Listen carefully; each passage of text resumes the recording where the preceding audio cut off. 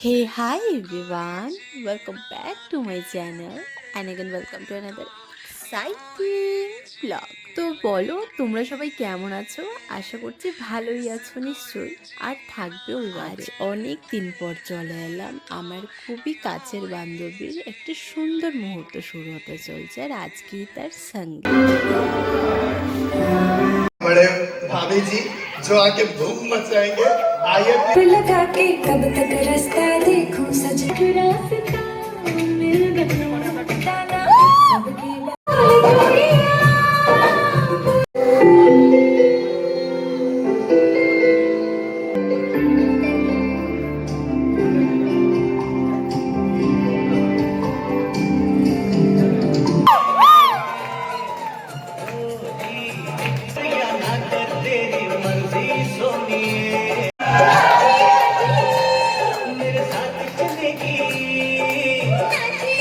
best friends आ रहे हैं and